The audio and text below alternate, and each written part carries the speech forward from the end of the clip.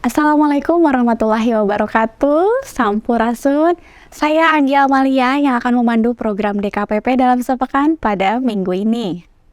DKPP dalam sepekan minggu ini dibuka oleh kegiatan serah terima jabatan Sertijab, pisah sambut jabatan administrator dan jabatan pengawas di lingkungan DKPP Jabar pada tanggal 27 Januari 2023.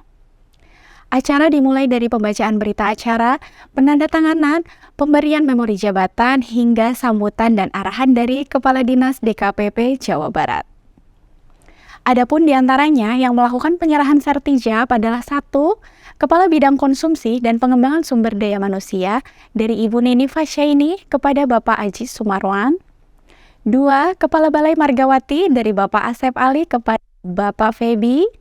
3. Kepala Balai Sapi Perah Cikole dari Bapak Guntur Santoso kepada Bapak Asep Ali. 4. Kepala Sub Bagian Tata Usaha Rumah Sakit Hewan dari Bapak Fransiskus Teguh Santoso kepada Ibu Nunung Sumiati.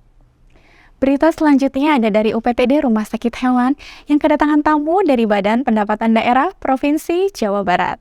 Kunjungan kali ini dalam rangka melaksanakan monitoring evaluasi, retribusi daerah, dan usulan upaya revitalisasi di UPTD Rumah Sakit Hewan. Selanjutnya, berita dari bidang produksi, ada kegiatan monitoring harga dan stok komoditas peternak di Pasar Pujasera dan Pasar Terminal Subang. Hasil dari monitoring ini adalah harga daging sapi, daging ayam, dan telur ayam ras masih stabil. Stok menjelang bulan Ramadan pun masih aman dan mencukupi kebutuhan untuk masyarakat di wilayah Kabupaten Subang. Daging sapi masih dapat dipenuhi dari peternak lokal dan daging ayam pun dipenuhi dari wilayah Subang.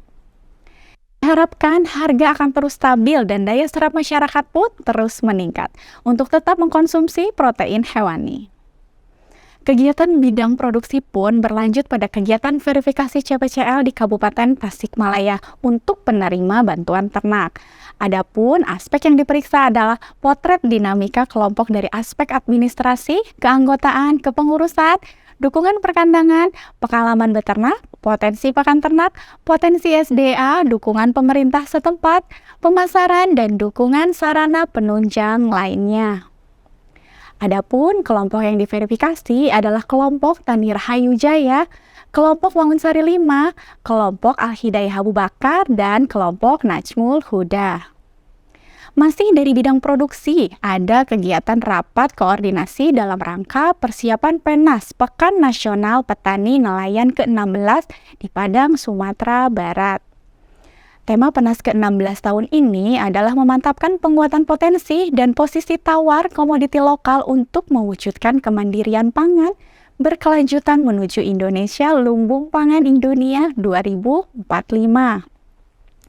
Rapat ini pun dihadiri oleh Dinas Pertanian 27 kota kabupaten dan OPD provinsi meliputi DKPP, DKP, Disbud, Dishub, dan Biro Perekonomian.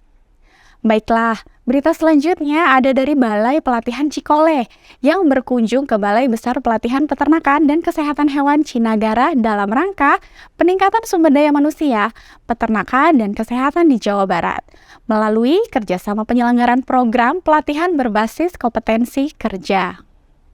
Diharapkan jalinan kerjasama pelatihan ini bisa membawa manfaat dampak yang luas di bidang peternakan dan kesehatan Jawa Barat. Masih dari bidang peternakan, ada berita penataan populasi di SPPT DK Tambak Mekar. Penataan populasi ini perlu dilakukan dengan cara pengeluaran ternak sehingga pemeliharaan ternak menjadi optimal. Selanjutnya, pengambilan sampel pakan ternak dilakukan oleh Pekanuskru di Kabupaten Bandung Barat. Sampel yang diambil berupa pakan konsentrat mix sapi perah, itik, dan sapi potong, serta sampel bahan pakan yang terdiri dari jagung, corn gluten feed, bungkil kopra, dan ampas bir. Totalnya ada sebanyak 17 sampel pakan yang akan diuji. Tujuan dari pengambilan sampel pakan ternak ini adalah untuk menguji kandungan nutrisinya di laboratorium, sehingga dapat diketahui nilai nutrisi yang harus diperbaiki. Selanjutnya, masih kegiatan pengambilan sampel pakan. Pengambilan sampel dilakukan di Kabupaten Tasikmalaya oleh tim BPM KPBP Cikole. Tujuan aktif service ini adalah untuk mengetahui jenis dan kualitas pakan. Selanjutnya dari Tasik, kita beralih ke Bekasi. Ada tim BKHKMV yang melakukan pemeriksaan ke beberapa retail atau rumah sakit di Kabupaten Bekasi untuk melakukan pengawasan higienis sanitasi dan pengambilan sampel produk hewan. Kegiatan ini juga didampingi oleh tim dari Dinas Pertanian Kabupaten Bekasi. Sampel makanan yang diambil adalah berupa daging sapi, daging kerbau, daging kambing, daging ayam, telur, dan susu. Nantinya, sampel produk hewan ini akan dilakukan pengujian di laboratorium, meliputi pemeriksaan organoleptik, pengujian kualitas susu, cemaran mikroba, residu antibiotik, boraks, dan juga formalin. Tujuan dari pengawasan ini adalah untuk memastikan produk hewan yang ada di masyarakat terjamin keamanannya, sehingga aman untuk dikonsumsi. Berita terakhir datang dari tim kesehatan hewan dari Balai Unggas Jatiwangi yang dibantu oleh mahasiswa magang koas program profesi dokter hewan Unpad mengadakan kegiatan nekropsi alias bedah bangkai. Tujuan dari kegiatan ini merupakan tindakan investigasi medis akan adanya gangguan atau kelainan pada anatomi tubuh hewan secara keseluruhan.